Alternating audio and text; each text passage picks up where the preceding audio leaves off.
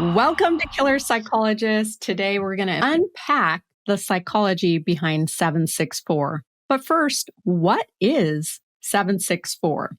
764 are the first 3 digits of the zip code in Stephenville, Texas. But in 2021, those numbers became the calling card for a disturbing online cult created by a 15-year-old boy named Bradley Cadenhead. What Bradley Cadenhead built wasn't just a chat room. It was a decentralized network of psychological control, coercion, and abuse. He used innocent platforms like Minecraft, which is a game my kid plays, and chat groups like Discord to groom minors, where they shared violent content and exploitative content and taught other kids how to manipulate vulnerable children. So a little bit of background on Bradley Cadenhead. According to law enforcement, Bradley Cadenhead developed a pornography addiction around age 8 and soon turned into being addicted to some violent and sadistic content. By age 13, he was on probation for threatening a school shooting. And around age 14, he spent some time in juvenile hall. So around that time, he returned to online gaming platforms and was grooming minors. So most people thought he was just another kid, but he wasn't. He ran a server where content included child sexual abuse material, animal torture, and he even wrote guides on how to manipulate and exploit children. Discord flagged him at least 58 times before law enforcement responded. By the time law enforcement got involved, they found over 20 files of childhood sexual abuse material. And there was videos and pictures of kids who'd been coerced into carving 764 onto their skin. There was even a video of a woman being held down and stabbed. So to understand how this happens, I have 2 experts to join me today, Eric Zelaya and Craig Wetterer. So Craig, from a psychological standpoint, what vulnerabilities make children or adolescents more susceptible to manipulation by groups like 764? And what are some of the warning signs, especially when a child's judgment is already impaired by trauma, developmental delays, or mental health challenges that parents or professionals should be looking for? Well, you just pointed out the primary sort of vulnerabilities, but kids, we've talked about this before. Children, the frontal lobes aren't fully developed until, around age 25 in most people. So children just generally, and even adolescents and even young adults, already have this vulnerability of somewhat impaired judgment when it comes to this kind of stuff. But I think there's other psychological variables that also can increase vulnerability in kids. And some of those, again, involve personality characteristics of some children developing dependency traits. And, the need to belong. Belongingness is critical in identity formation, I think, in most kids. But some kids have a greater need for that. So kids who are outcasted from, their social groups, or who feel alienated in some way, I think that's a risk factor, absolutely. And actually, that's where this Bradley fit that profile when he started. When he was very young, he was cast out. He was bullied. According to what's available in the public forums, he was outcasted. He was bullied and things like that. He came from a chaotic. Well, we generally see these chaotic home lives where you have a lot of family chaos going on. These are breeding grounds for the development of later serious psychopathology in both the victimizers and even in the victims themselves. That's perfect. Eric, how did this come across your radar? You wanted to talk about this 764. How did I this just come? wanted to talk about gangs and stuff in general because, organized crime is it's becoming a major issue now again. And we hear a lot of talk about MS-13 and stuff like that in the media. And people don't realize that this group is nothing more than just a typical organized crime organization. They call it a cult, but let's be honest, any organization that exists with multiple members that do it for obviously monetary reasons that are committing a crime is organized crime. It's a RICO. not a cult. So that's the biggest thing. And, whether it be just, maybe ignorance of the media or, just downplaying it, when you call it a cult, you kind of downplay the severity of what it actually is, and that is organized crime. Yeah, it started by a 15-year-old who probably had other friends in school, whatever, that he was doing this with, and it probably grew because he realized, hey, look, people will pay me for this. And so as that continued, he grew this organization, started getting servers and charging membership fees and having people all over the world, not just the United States, but all over the world partaking in this. That's not a cult. That is 100% organized crime. And you could even go as far to say that it's a gang, because if they're using the 764 as their moniker, their identity, and they're all together, there's more than one person. So you got two people. It's a conspiracy. It's ongoing. They're using a common identifier, 764, and they're all doing it for criminal reasons and for monetary gain. That's a gang. That's true. That's different than, like, when you think of cults, you think of things like David Koresh's movement and Jones and that kind of those kind of folks. And there wasn't necessarily in those a monetary pressure or there wasn't a monetary purpose. It was. Yeah, I mean, typically when you have cults, it's typically in a religious context. You don't have a group of people committing bank fraud isn't a cult. That's a group of organized criminals, and it's kind of the same. And I think that maybe with the especially with the media and stuff these days, they look at the BDSM type material, they look at the the abuse of animals, and they say, well, we see that in cults, so that must be what this is. But again, it's not. It's no different than having an organization that goes out and kills people, hired hitmen. It's all organized crime. It doesn't make them a cult unless there's a religious aspect to it. Do you know how many or how much money that they were making? These two guys were making. Have they disclosed any of that information? I'm not sure if they have. I'm sure Dana's going to look it up. But when I was looking to see, when I reviewed this case just briefly, because I don't pay much attention to all this stuff because I got my own stuff to worry about.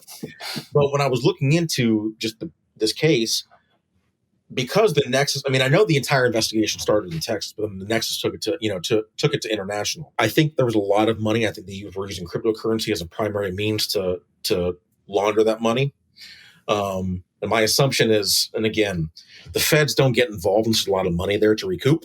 So I would say yes, probably. Yeah, there's no information online about any specific amount of money, so maybe we'll never know. Well, and one of the things, obviously, is if the feds are going after this from a organized standpoint, they're going to have to show financials. They're going to have to show a benefit.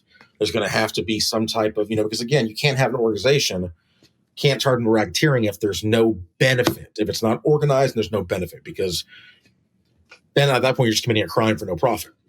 So they're going to have to provide financials at some point. But given the complexity of this case, and again, we have a case that spans both federal but also international. You've got international agencies involved. There's probably a lot of money that's been moved since 2021, and they're probably in the process of having to trace all of that now. But it's easier to attack the lower person on the totem pole, which is the 15-year-old kid, versus trying to go after all the higher ups first, because you use him to get to everybody else. That's a big difference between how we do things on the street and how the feds do things. And Craig probably knows the feds work top down.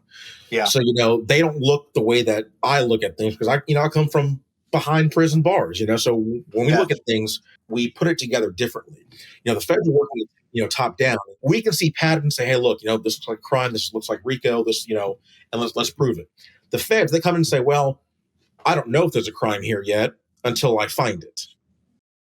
Yeah, this group was involved in quite a bit of sextortion, which is becoming, this is emerging as it's actually becoming a public health crisis, right? Because now you've got children adolescent children, they're sharing explicit photos of themselves. They're being lured into these chat rooms and they think that they're talking to, somebody around their age, and they're not. And then they end up getting extorted. And this is leading to kids committing suicide, engaging in self-injurious behaviors, that kind of stuff. And I wasn't aware that of how significant this was until I started looking at some of the literature. So there's some data out there that suggests that one in three teens, and this is from in 2024, 1 in 3 teens had been contacted by a stranger requesting explicit content to be, communicated to them. And many of those, and again, this isn't, it's not an empirical study, but it was put out by thorn.org, and they reported, some reported, blackmails, being blackmailed or threatened. So this is becoming a much bigger problem. And I know that, the FBI is definitely aware of that. This kind of surge in these sextortion cases. And that's one of the things this group was doing. Sextortion and also swatting. Swatting, yeah. Yeah, so swatting, so you can call 911 and have a SWAT team show up at your house with guns pointed at you, which could be pretty terrifying for a kid. So essentially, they would have to make up something about you that's untrue, like you have a hostage or something, that there's some imminent threat to get the SWAT team there, right? And then you're a kid at home, so this is happening, and your parents are now asking you questions like, what did you do, right? Or you're now in trouble. So like it's this psychological warfare, but it's real danger, because there was a swatting case that led to a death. That was in Wichita, Kansas in 2017, where the police shot and killed an innocent person due to false reports. And hold on, the police shot an innocent person? Yeah, the guy came to the door. Yeah, this is that case where the cops would never do that. They don't. Oh, I'm sure. In that case, I don't know if they had body cams, but but I do remember that case, and that's led to obviously quite a bit of civil liability. And the issue with swatting, and a lot of people don't understand, is the way that the media makes it sound like it's super complicated, but it really isn't.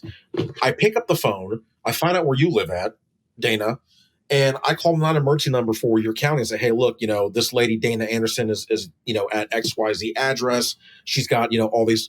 I call from a burner number, because the thing is, you can't call 911 in another, you know what I'm saying? Like, I can't call California 911 from Florida. It doesn't work that way. And you can't spoof 911.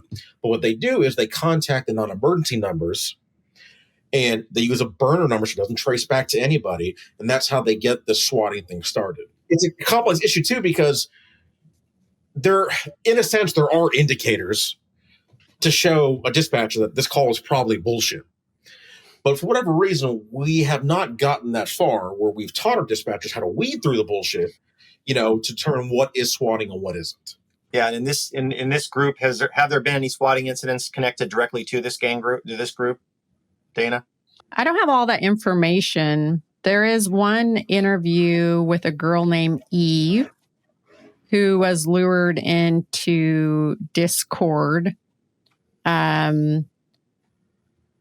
And she was hiding out in her closet, responding to Discord. They were trying to get her to send pictures. She ended up getting involved. So on one video call, they urged her to kill herself and trying to convince her to carve those numbers onto her skin. What is that called when they get you to carve? Oh, what's it called? Fan something? When you carve? I just call it self-mutilation. Well, there's a new name for it. I heard. There's a new name for it. I'm sure they've got a new name for that. But we had a PC cutting yourself. Yeah, this is where parents need to pay attention to this kind of these behaviors. In terms of kids that are doing. They're concealing who they're talking to on their phones, or what they're doing on their phones. They pressured her to strangle her cat and behead her hamster on camera. They said, quote, bite the head off or I'll fuck your whole life up, end of quote. So, and she felt pressured to do these things. Apparently they had something on her or pictures, and she did it. She did it in her bedroom closet. Here's the thing with that is when you look at this group and what they were doing, a lot of people just see, they were asking for, for child pornography, or, what we call CSAM material, or, they were asking for killing animals, or what we call snuff type of activities. And some might think, they were just doing it for sexual reasons. But no, there is a black market for all of this. And these people are essentially like brokers. They are brokering the deal between a victim and their buyer, which is, whoever they have on the dark web that's buying these videos. And these individuals are not, while some were probably doing it for sexual gratification, most are probably doing it for monetary reasons and were acting as a broker where they would make contact with the victims and would get them to make the material that they would then upload to the dark web and other, file sharing websites and get money off of that, because people will buy that shit. And a lot of people don't understand that it's not just about sex, not just about kids, it's about money. Yeah, and kids are curious, right? It's the same thing with drug, druggy. Kids are curious. So I never killed my cat. Well, I cut my cat's hair once. I will tell you. I'll limit to that. I did cut the cat's hair once when I was like 5 with scissors. Did a great job. You didn't put your cat in the microwave. That's good. No, I didn't. Who would put the cat in the microwave? Only if you're trying to dry it off, Craig.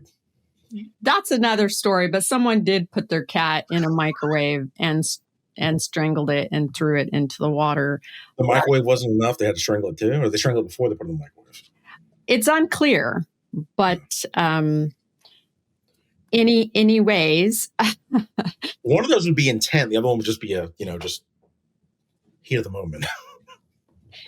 So where is Bradley Cadenhead right now? So apparently he pled guilty, and he's sentenced to 80 years in prison. So he's now an adult. He's about 18 years old. So he's incarcerated in Huntsville, Texas, a high security correctional facility. So he was only charged with state crimes? They didn't charge him at federal level? I don't know of all the exact crimes he was convicted of, but even in the case that I just talked about with Eve, that abuse, he wasn't charged in connection with that. Yeah, I mean, the reason he's got such a long-term sentence, again, is it relates specifically to the charges that he received. So he was charged with specific child exploitation and child abuse statutes that Texas, currently has on the books. As everyone knows, Texas does not fuck around. You do this kind of stuff. Fuck around and find out. Yeah, you fuck around, you find out. There are states where you do this kind of stuff, you're going down for the rest of your life, basically. Now, other states, you can figure out what those states might be, would take a completely different position on this. This kid, based on his age, could very well have just been sent to a juvenile, rehabilitation center, and then held until he was at the age of 25 and then released. If he wasn't charged as an adult, I guarantee you this kid was charged as an adult for these crimes, because that's an adult sentence. That's not a juvenile sentence. People need to understand, when kids are charged in the juvenile system, generally they don't serve a sentence that goes beyond their 25th birthday in most jurisdictions. They can't be held beyond that if they're charged as juveniles. So there's some variation depending on the state, but they definitely went after this guy hard, and they took him down. So he did that in the wrong state. I'll put it that way. One of the weird things, reading it is that, so they're trying to allege that it was a satanic group, and that, they took their directives from, I think it's the Order of the Nine Angels or something like that. Another satanic group. Archangel, yeah. Yeah, and the issue that you have with that, okay, and again, if he's been charged at state level, and I know that, so the other group that was an offshoot of his group was called CVLT, which is based in France. So it was it preceded his group. And there's 200 other groups underneath his group, and they're all called the Community. They called it a satanic, because I guess when the FBI reviewed it, and I'm sure, they probably had behavior analysts looking at, what this group did or what he did. And they probably saw, neo-Nazi type indicators or satanic indicators. But again, that doesn't make it religiously motivated. It doesn't mean that he did it for religious reasons. When you start putting labels on, and I don't want to get into the nuances of, the government and how we have a grudge against certain religions and not other ones, but besides the point, when you start putting labels on what is essentially a criminal organization, you kind of take away from the fact that this is exactly what it is. It's nothing to do with religion. It's a distraction. Yeah, absolutely. Yeah, because at the heart of it, it's money. Money is what drives a lot. Most of Exactly. It had nothing to do with religion. They weren't trying to, they Yeah. weren't trying to make a sacrifice to Satan, whatever else it may possibly be. They weren't, The kids that are most vulnerable to getting, looped into this kind of stuff, again, are these kids that are suggestible, these kids that are, they're seeking belongingness. That's a huge, issue, or that's a variable that's like missing in a lot of these kids' lives. Either they're experiencing some type of isolation. They want to be they want to be connected to something, and unfortunately, they get lured into these dark sort of energy spaces where you get this kind of stuff going on, and then once they get looped into it, now they're tied to it, and they feel like they can't escape or can't get out of it because they're being again psychologically held hostage, in the sense that they've shared explicit images of themselves or they've done anything where they've compromised themselves, then that gets held over them, right? And they can be manipulated at that point in time. So it's a dangerous path, obviously. And again, regulating it, is difficult, right? Because a lot of these platforms, Discord and such, they're sort of like, they're hard to get to take down, right? Like because they're decentralized. They're not like, it's not Facebook, it's not Instagram. And that's the other issue too, is that, while these groups all are probably connected in some capacity, trying to trace where all the funds are going is almost an impossible task for any government agency. And, while they have, I think, 200 something open investigations, to be honest with you, you're never going to take down an organized crime group. Let's even talk about, the Italian families. I mean, look how long that's been going on. Sure, it's not like it was back in the 70s, 80s, and early 90s, but we still have the mafiosa.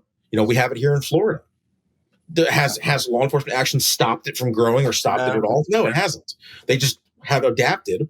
And so every group, and this is the battle for law enforcement from now into the future, every group is going to adapt. So this guy got taken down. Everybody else is going to get taken down. But guess what? Eventually they're going to adapt, and they'll just continue doing what they're doing, just using a different name, different method, different manners. It's also a lot easier, I think, it's law enforcement has a harder job now with technology advancements, right? Like with this, with the dark web and with, these platforms that are decentralized. It's not just a matter of, we're going to go to the CEO of this particular, company or, platform like Facebook or something, and we're going to regulate them, right? There's no regulating going on here in the dark web or in some of these, these places. So, that's the other challenge I think law enforcement has here. In terms of like being able, like you said, it's like whack-a-mole. It's like you take one down, and then there's another 4 popping up somewhere else, and you're not going to eliminate it completely. Okay, I'm going to circle back to the word I was trying to find. It's called fan signing. Fan signing. Oh, okay, that's a new word. The Urban Dictionary. Yeah, great. So if fan signs, so they want you to do carve their name in your chest or carve your numbers on their body. So like that one girl I talked about earlier, like she's stuck with those carved initials in her body for the rest of her life.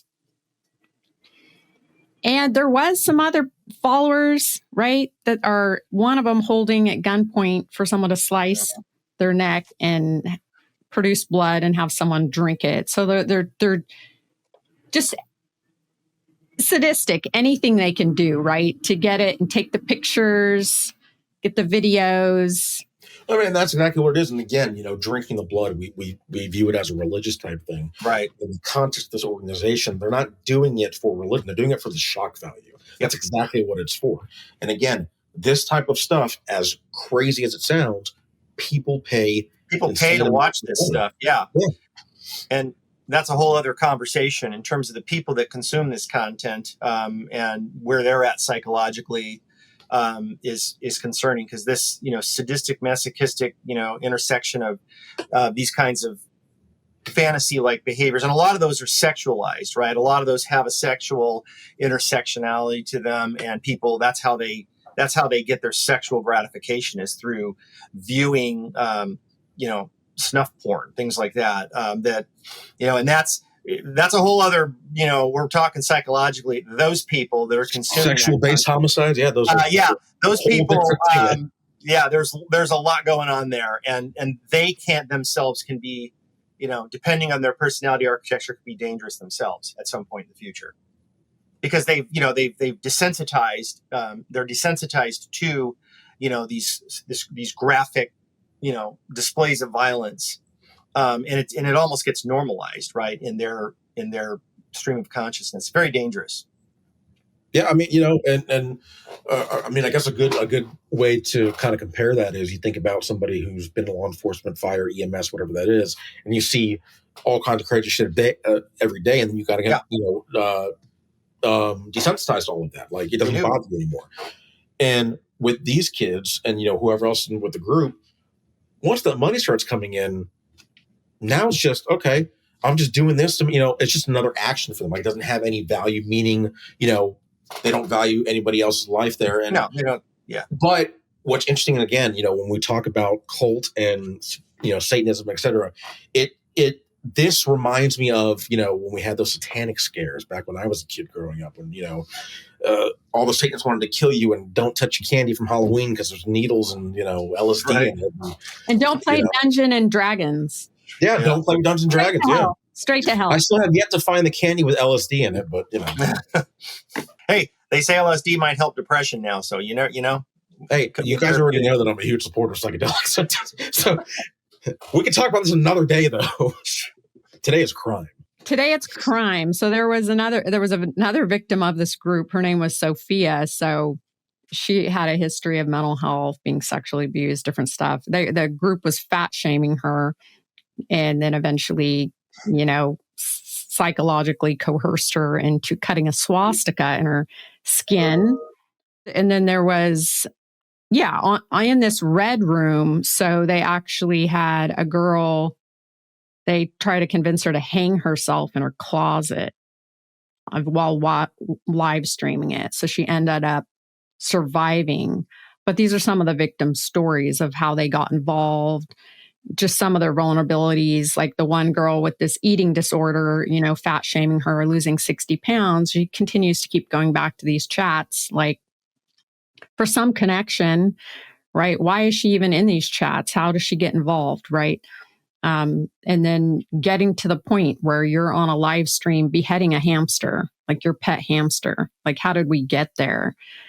Like, where are these parents? Obviously, Caden's parents weren't available for any comment or anything. So we don't know really any other information on him. But it's really sad about these victims that survived. And a lot of them are in counseling, have tried to kill themselves, are in therapy. Anything you want to add to that, Craig, as far as this? This goes back to like what I said earlier about parental oversight, right? Parents really need to be mindful of what's really out there, what's going on, and recognizing vulnerabilities in their own kids, right? So not all children or adolescents, I think, are as susceptible to being kind of lured into these kinds of organizations. I think there is a certain psychological vulnerability and profile that makes some kids more likely to be victimized in this way or taken advantage of and exploited. And again, it goes back to again, you mentioned this one girl's she had an abuse history. I mean, that's a common theme across a lot of these, when children are abused. That does open up vulnerabilities, absolutely. But there's also that psychological piece as well. So again, having that real high need to belong and feeling like you're not connected, belonging, and looking for that connection somewhere, wherever you can find it, right? And so, unfortunately, they find themselves connected with somebody in an organization like this. Then they go down. It goes down the rabbit hole, and they get lured in, right? Once they share those, once they have the dirt on you, the kids, whatever it is that they don't want, shared with the public or posted publicly, they're hooked in, man. So then having that, parents need to then have that conversation with your kids about if this happens, what do you do? Like, what should you do when this happens? And the thing that we don't want them to do is to try to conceal this from their parents, right? Or try to hide it and then try to figure out how to, solve it themselves, because they don't have the resources to do that, right? So it's that, I think, having that conversation with your kids, about, this is the stuff that's going on out there. This is happening in the real world, and this is what I want you to do. If someone ever contacts you, or someone ever asks you for, a nudie picture of yourself, or anything like that, because that's what's happened. That's how this started. Nudie. Y'all knew what I was saying without even having the microphone on. Well, look. I mean, Eric, you're hard to ignore. I'm working. I've got a case right now. It's a competence evaluation. But anyway, it's and it's like this very thing happened with this particular defendant. He got nude photos of this victim. This pre-adolescent victim. He got nude photos, and then he used them against her. To lure her and basically get her to engage in in illegal conduct. So. It doesn't just happen, through online platforms. It happens in actual physical, contact in physical spaces where, that's how kids then get sexually exploited by by adults as well. So, I mean, it's happening online, but it happens, in the real world too. It doesn't just always happen online, as Dana and I both know, because we get these cases all the time. Like, And I'll just add too that it's not confined to one particular religion either. Mm-mm. Religious aspect of this too. Again, I've worked investigations where many people from many different types of religions are involved with this type of stuff. So one religion is not more apt to conduct this type of criminal activity versus another one. Nor is one religion more violent than another one. They all have their crazy ideologies. But hey, when you're the media and you're making the story, you're trying to scare everybody into like keeping an eye on your kids. What sells? Well, Satanists are drinking blood and killing your kids. Yeah, so I'd say definitely, like Craig was saying, talk to your kids. I role play with my kids. I have a teenager. We've role played all these scenarios. And the point of role playing is you also see how they respond, what they know and what they don't know. So, yeah, good point.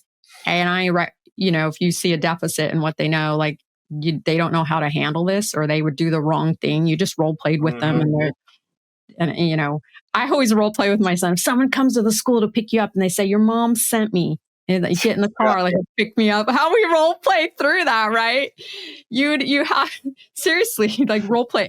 Anybody asks you for all these things, role play and have them see how they respond. And I tell them, like, you never talk to the cops. We don't even know who they are. Like, where's your badge? Like, I'm your parent. I'm your adult. I'm your protector. So yeah. And there are, you can take your kid's iPad. Like, you can take it. Right?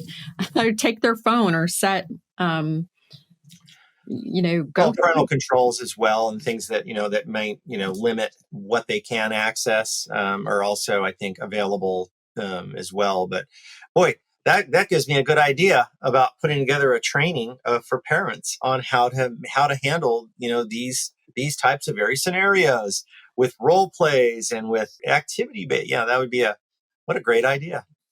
I'll see if my son wants to participate. So like role play, how he actually responds, because he's pretty well trained. But also knowing what not to do, or what behaviors will get a child into trouble, right, and to where they can't. It's kind of like there's a parallel here in the prison system. We call it the anatomy of a setup, which Eric knows all about, I'm sure. And it's a similar thing, right? Where, inmates they look for those vulnerable clinicians or those free staff or even correctional staff all the time. And they know they can figure out who is suggestible, who is more vulnerable to this. And boy, once they lock in. Yeah. From day one, then they test you from day one. And boy, I'll tell you, I personally have seen, and these are psychologists who are trained, Psychologist? What? Psychologists who, are now having sexual relationships with inmates and contraband, laced papers, bringing in, contraband. It's the same thing. But you know what the common denominator for all that is? The reason why they do it? The same reason for every other type of crime. Money. Most crimes. Monetary. Yeah, monetary. I mean, bringing a cell phone in the prison, a cell phone is about $1,000 in the prison. Well, it was $2,000. Now it's less now, by the way, because in California, the inmates have iPads, or not iPads, but they have tablets that they can now talk to, family with. So yeah, they have that here in Florida, but they still, people still have, cell phones because they want to go on Facebook. They want to post of their cellie on Instagram, Right. Or they want to organize a hit outside or something. Yeah. Contraband. I love contraband. I did contraband interdiction, so I love contraband. So some of these people are locked up that we've talked about, right? So there's another guy named Almeida. So he's in the Metropolitan Detention Center in Brooklyn. So it's a federal facility. He got a contraband phone. I don't know how. And because MDC Brooklyn is corrupt as shit. That's exactly why. So he has how could that be? Picture of himself. Prisons is terrible. He has a picture of himself with his shirt off and a homemade shank, right, in each hand.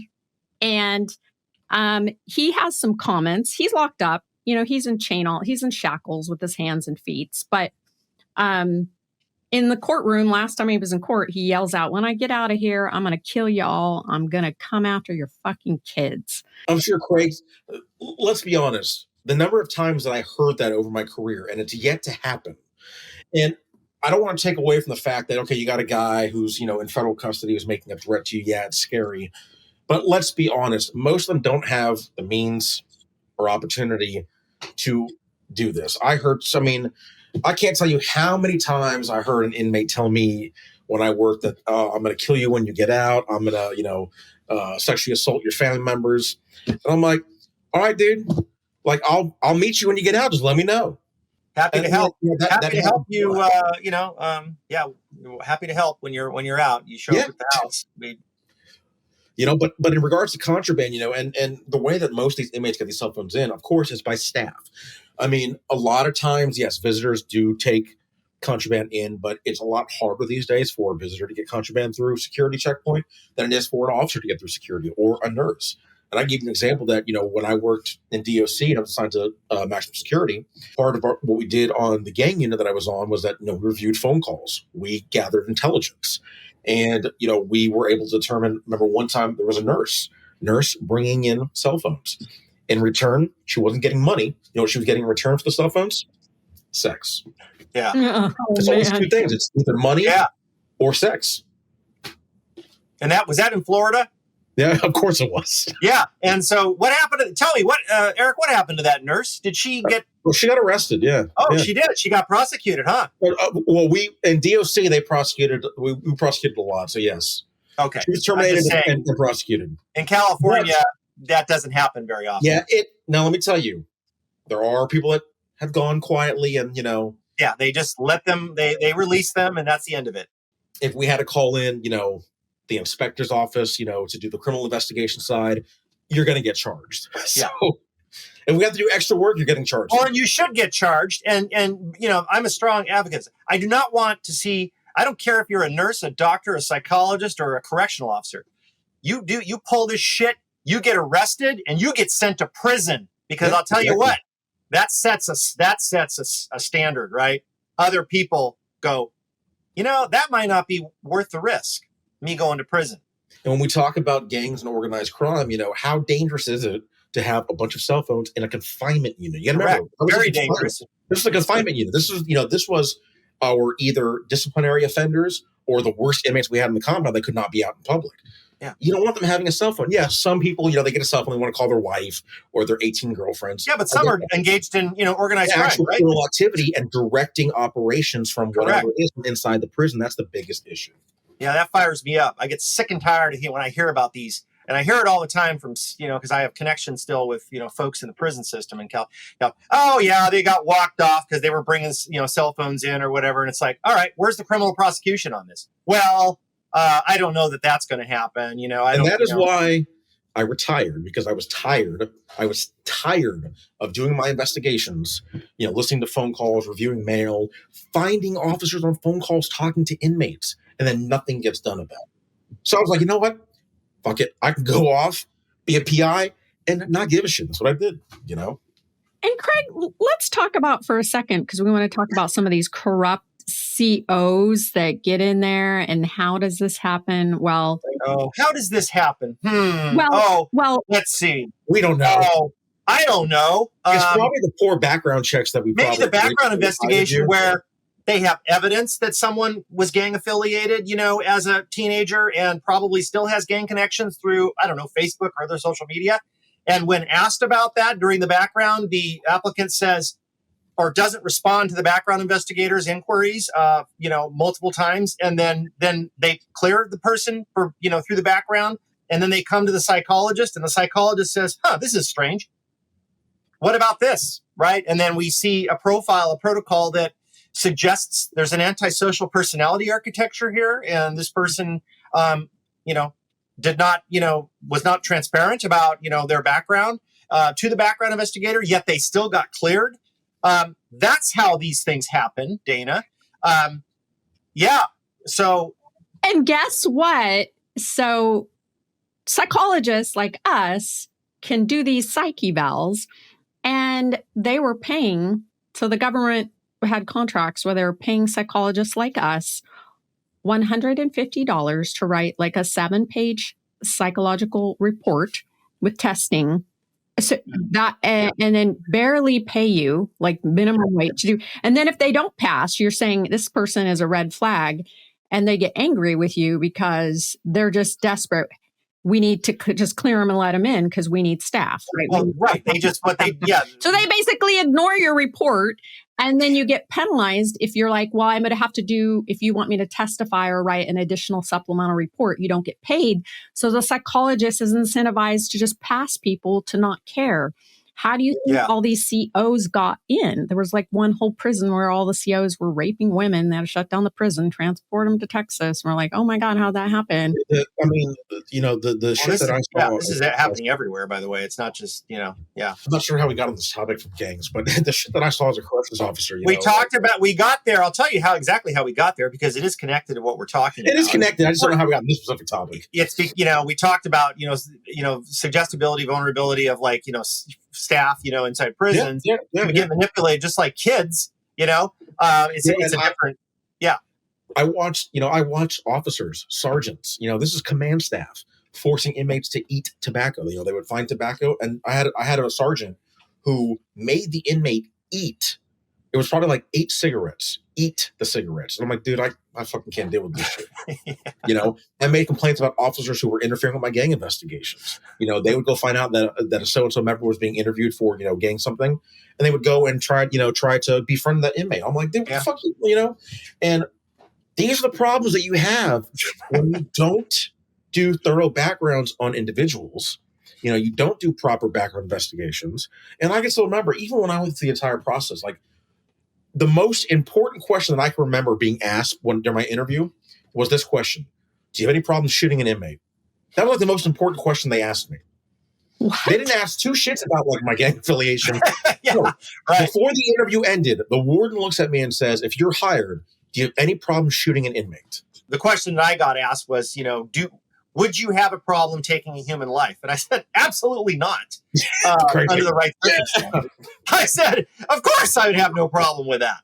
Someone's like firing a gun at me. They're going to, rounds are going to be returned, folks. I don't care. I guess our situation is different, because in our situation, if they touch that fence, it's deadly force. Oh, yeah. I didn't always agree with that, and it was, and now that I'm older and I think back, I'm like, would I really have shot somebody for trying to climb a fence? But that's what unfortunately, that's what the law was, is, if they try to escape, it's deadly force. Doesn't matter if they're in there for, driving the suspended license, felony. You touch that fence, you die. All right. Now that we talked about homicide and everything else. Well, yeah, it's justifiable homicide, I guess, right? This extortion thing is a big problem. I mean, it's bigger than a bigger problem than I thought it was. It's But the thing is, it's existed for a while, and I mean, even back in early 2000s and 90s, we had groups of Nigerian scammers that would scam people on Skype and stuff. Doing what we call sextortion. Where you would. Or they lock your computer and then they're like, "We've got you masturbating on your camera." And you know what? Look, guys, anybody listening, if somebody reaches out to you and says, "Oh, if you don't give me $8,000, I'm going to put this on Pornhub, whatever," I'll be a fucking star. I don't care. I'm like, go for it, man. Yeah, send it out everywhere. Put it on the web, man. Yeah. I'll make money off of it. I will advertise as a porn star. But when it involves children, that's when we have a problem. Right. Okay. So, you better keep that in there, Dan. I'll check it out. Unless it's when we're talking. We need to keep that part in there about being porn. Adults can handle things a little bit differently, but yeah, children don't necessarily have those. Have that ability to do that. I mean, some kids might, but. I will say, maybe for guys, we're more or less likely to be concerned about being online than for females. Maybe I don't know. Yeah. Well. Yeah. Yeah. But maybe that's another topic for a different day. No. Well, no, I think there is a gender. You're right. There's a gender difference here. I think that girls are more vulnerable to be exploited in this way than guys are. And I don't. Most of the cases are female, right? That we see who are engaging in self-injurious behaviors, or other things that they're telling them to do. Otherwise, we're going to send your family these pictures of you, or these explicit photos. And videos. Because again, when we talk about not every male or female thinks the same that you and I do, but right. For you and I, if somebody said, "Oh, if you don't do this, I'm gonna take all these pictures." Okay, cool. Like whatever. Like who I work for myself. I don't give a shit what anybody else sees. Like I don't care.